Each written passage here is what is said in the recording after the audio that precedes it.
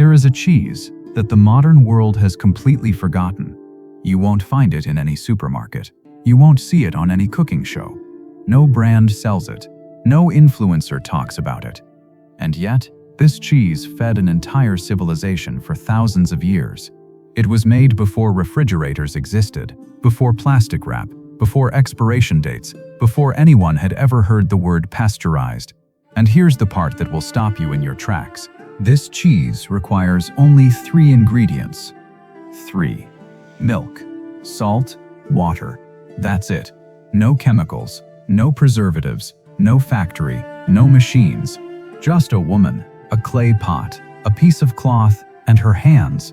And the cheese that came out of that process lasted for months, sometimes an entire year, without a refrigerator, without anything we consider essential today. But I'm not going to tell you what it's called just yet, because first, you need to understand where it came from and why it disappeared from your table. Stay with me. To understand this cheese, we have to go back, way back, not decades, not centuries, thousands of years. Picture the hills of ancient Israel, rocky, dry, covered in wild grass, small villages made of stone, narrow dirt roads connecting one settlement to the next, and everywhere you look, goats. Goats climbing the hillsides, goats resting under fig trees, goats following a shepherd boy down a dusty path at sunrise.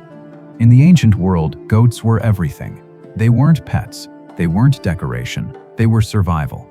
A family's goats gave them milk to drink, hair for clothing and tents, skin for leather and water bags, and meat when times were desperate. But the most valuable thing a goat gave was not meat, it was milk.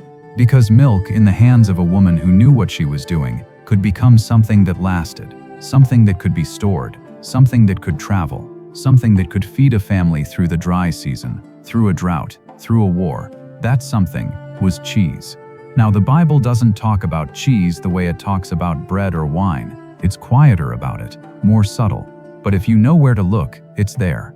In 1 Samuel chapter 17 verse 18, there's a moment most people skip right over. David, the young shepherd boy, before he ever faced Goliath, before he ever became king, his father Jesse sends him on an errand. Jesse tells David to take 10 loaves of bread to his brothers, who are fighting in the army. And then he says something that most people read and forget. Carry these 10 cheeses to the commander of their unit. 10 cheeses to the commander. Not gold, not weapons, not silver, cheese. Think about that. In a time of war, when an army is camped in a valley waiting to fight the most terrifying giant anyone had ever seen, the gift you send to the general is cheese. That tells you everything you need to know about how valuable this food was. Cheese wasn't a snack. It wasn't a side dish. It was currency. It was survival. It was the kind of thing you sent to a powerful man to earn his respect. And David carried it. The future king of Israel, the man who would write the Psalms, the man from whose bloodline Jesus himself would come, walked across a valley with 10 rounds of cheese under his arm. That image alone should change the way you think about this food. Now here's something even more incredible. Something most people have never heard. In the heart of Jerusalem, the holiest city in the world, there was a valley. Not just any valley. A valley so famous that the historian Josephus, who lived in the 1st century, wrote about it by name. He called it the Tyropoeon Valley. In Greek, Tyros means cheese, poio means to make, the Valley of the Cheesemakers, right there, in the middle of Jerusalem, between the Temple Mount and the upper city. A valley named after the people who made cheese, not the valley of the goldsmiths, not the valley of the priests, the valley of the cheesemakers. That's how important cheese was. It had its own neighborhood, its own district, in the capital city of the people of God. Jesus walked through that valley. Every time he went from one side of Jerusalem to the other, he passed through the place where cheese was made. The smell of fresh curds, the sight of white rounds drying in the sun, the sound of women pressing cloth bundles with their hands, that was the soundtrack of his city. And nobody talks about it. So what was this cheese? What did it look like? How was it made? Let me paint the picture for you. Imagine a small home in the hills of Galilee. Stone walls, A dirt floor swept clean, a low wooden table, against one wall a few clay jars, and outside, tied to a post, 2 goats, maybe 3. Early in the morning, before the sun is fully up, a woman kneels beside one of the goats. She milks it slowly, carefully, into a clay bowl. The milk is warm. It smells like earth and grass and something faintly sweet. She carries the bowl inside. She adds a pinch of salt, maybe 2, and then she does something that sounds almost too simple to be real. She waits. That's it. She lets the milk sit. In the warmth of the house, in the heat of the day, the milk begins to change. The natural bacteria in the raw milk, the living cultures that modern factories kill with pasteurization, they go to work.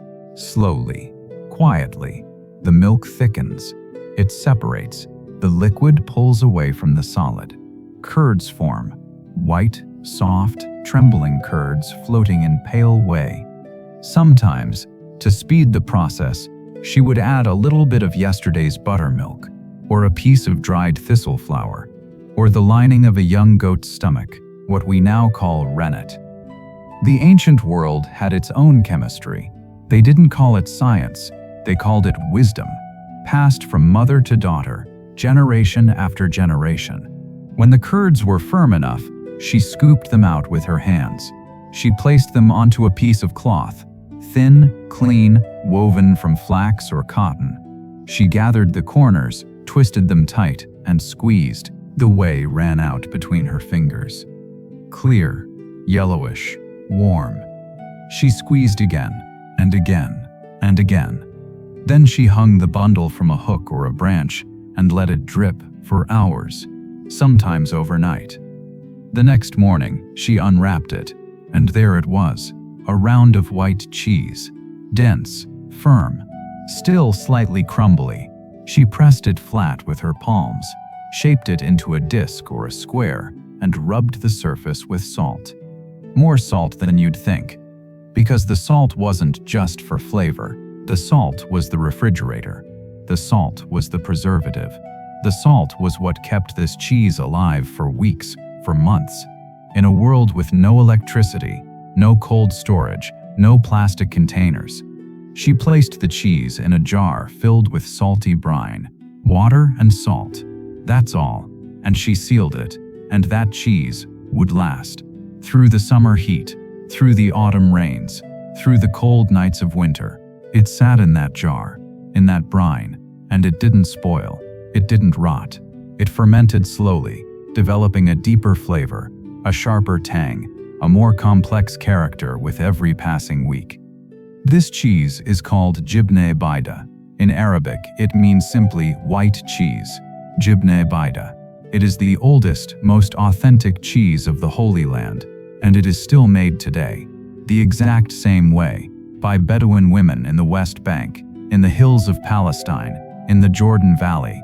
The same hands, the same cloth, the same salt, the same patience. 2,000 years, and the recipe hasn't changed, because it didn't need to.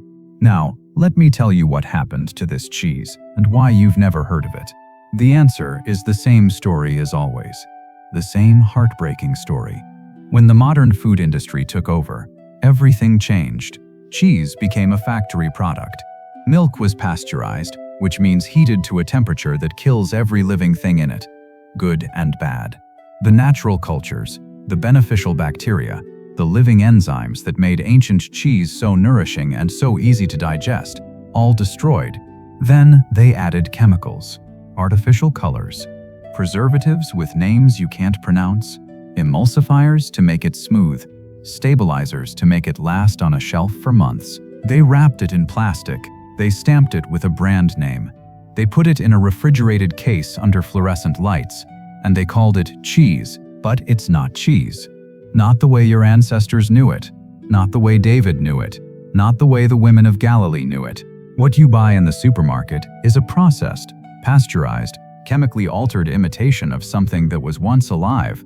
The real thing, the ancient thing, was a living food, full of probiotics before anyone invented that word, full of enzymes that helped your body digest it, full of fat-soluble vitamins from animals that ate wild grass under an open sky, And here's something most people don't know. The people of the ancient Middle East had extremely high rates of what we now call lactose intolerance. Their bodies couldn't handle raw milk very well. But cheese, fermented, brined, aged cheese, they could eat it every single day. Because the fermentation process breaks down almost all the lactose, up to 98% of it. The ancient cheesemakers didn't know the word lactose. They didn't know the word probiotic. But they knew that when they turned milk into this white, salty, fermented cheese, their stomachs didn't hurt. Their children grew strong. Their elderly stayed nourished. They solved a problem that modern science is still trying to explain. Now, let me take you back to that image, the one you saw at the beginning. A woman in a linen robe, standing in a stone doorway. In her hands, a large round of white cheese, fresh, still dripping slightly from the pressing. Behind her, a goat watches calmly. The morning light catches the surface of the cheese, and it glows, almost like something sacred, because in a way, it was. When Abraham welcomed the 3 strangers at the Oaks of Mamre, the Bible says he brought them curds and milk. Genesis 18 verse 8, curds, that's cheese in its youngest form. The father of nations, the man God chose to begin everything, served cheese to angels. When David was fleeing from his own son Absalom, exhausted, starving, running for his life, the Bible says that people brought him food in the wilderness. 2 Samuel chapter 17 verse 29. And among the food they brought, cheese from the herd, cheese to save the king's life. And when Jesus sat at tables across Galilee, when he ate with fishermen and tax collectors and sinners and friends, the table would have held bread, olives, wine, and almost certainly a plate of this white, salty, ancient cheese. It was the food of shepherds and kings, the food of prophets and peasants, the food that didn't care if you were rich or poor. It fed everyone the same way. And now, I want to give you something you can take into your own kitchen today, the recipe. As close to the original as we can possibly get, adapted for modern ingredients you can find at any grocery store, but faithful to the method that has been used for thousands of years. This is the cheese of the Bible, the cheese of Israel, the cheese that Jesus knew. Here's what you'll need. 1 gallon of whole milk, not ultra-pasteurized. This is important. Look for milk that says pasteurized only. If it says ultra-pasteurized, the proteins have been damaged too much and the curds won't form properly. If you can find raw goat's milk, that's the closest to what they used. That's the real thing. 1/4 cup of white vinegar, or the juice of 2 fresh lemons. This is your acid. This is what separates the curds from the whey. In the ancient world, they used buttermilk, or dried thistle flowers, or rennet from a young goat's stomach. Vinegar or lemon does the same job. 2 teaspoons of sea salt, not table salt, sea salt. The kind that still has minerals in it, the kind that hasn't been bleached and stripped into something dead, a piece of cheesecloth, or any clean, thin fabric with a fine weave, and water for the brine. That's it. Milk, acid, salt, cloth, the same 4 things they used 3,000 years ago. Here's what you do. Pour the milk into a large pot. Heat it slowly over medium heat until it just begins to boil. Stir it gently so it doesn't scorch on the bottom. When you see the first bubbles rising to the surface, reduce the heat to low. Now, slowly add the vinegar or lemon juice. Stir gently and watch. Within seconds, something miraculous happens. The milk begins to separate. White curds pull away from the liquid. The whey turns pale yellow, almost translucent. The curds float to the surface like small clouds. This is the moment. This is the transformation that women have watched happen in their kitchens for thousands of years. Liquid becoming solid, milk becoming cheese, something perishable becoming something that endures. Turn off the heat. Let it sit for 10 minutes. Let the curds settle and firm up. Now, line a colander with your cheesecloth. Place it over a large bowl to catch the whey. Using a slotted spoon, gently scoop the curds out of the pot and into the cloth. Be gentle, don't rush. When all the curds are in the cloth, sprinkle 1 teaspoon of salt over them.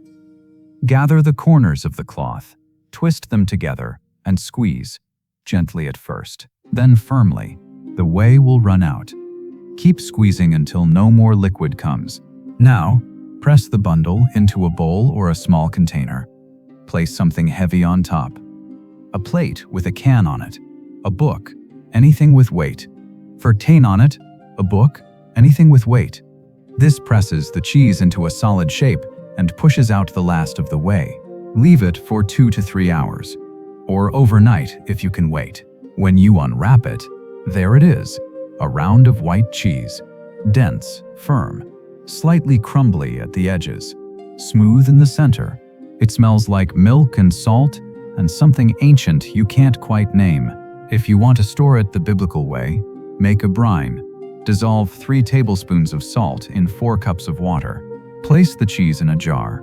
Pour the brine over it until the cheese is completely covered. Seal the jar.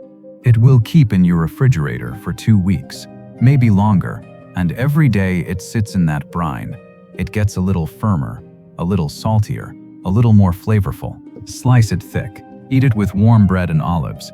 Fry it in a little butter until the edges turn golden and it squeaks between your teeth. Drizzle it with olive oil and sprinkle za'atar on top. Eat it with tomatoes and cucumbers for breakfast, the way they still do in every village across Palestine and Lebanon and Jordan today. That squeak, that salty tang, that dense, satisfying bite, that's not just cheese. That's history on your tongue. That's a taste that connects you to David, to Abraham, to the women of Galilee, to the shepherds who watched their flocks by night. You know, we live in a world that has convinced us that more ingredients means better food, that longer labels mean higher quality, that if it doesn't come in a sealed package with a barcode, it can't be trusted. But the truth is the opposite. The best food that has ever existed on this planet was made with almost nothing. Milk from a goat that ate wild grass, salt from the earth, water from a well, and time. Patient, unhurried, sacred time. No factory, no machine, no chemical, no brand, just hands. Human hands. Doing what human hands have done since the beginning. The people of the Bible didn't have refrigerators. They didn't have food scientists. They didn't have nutrition labels. They had knowledge, real knowledge, the kind that lives in your fingers, not in a textbook, the kind that gets passed down at a kitchen table, not in a classroom. And they made something with that knowledge that we, with all our technology, all our progress, all our billions of dollars in food research, still cannot improve upon. A white cheese made from 3 ingredients that lasts without refrigeration, that feeds without harming, that nourishes without poisoning. Maybe they knew something we forgot. So the next time you reach for that plastic-wrapped block of processed cheese at the supermarket, stop, just for a moment. And remember that somewhere, thousands of years ago, a woman knelt beside a goat in the hills of Galilee, milked it into a clay bowl, added a pinch of salt, and made something perfect. Something that fed prophets and kings and shepherds and mothers and children. Something that sat on the table when Jesus broke bread with the people he loved most. And now, you have the recipe. The same one, unchanged, unbroken, waiting for you. For 3,000 years, it's been waiting. If this story stirred something in you today, if it made the ancient world feel a little closer, a little more real, don't keep it to yourself. Share it with someone at your table, a friend, a parent, a grandparent, who still remembers what real food tastes like. And if you want to keep walking through the Bible like this, through the kitchens and the fields and the forgotten corners that most people walk right past, subscribe to Biblical Footsteps and hit the bell. Every week, we pull up a chair and look for what's been hiding in plain sight all along. The table is set. Come sit down.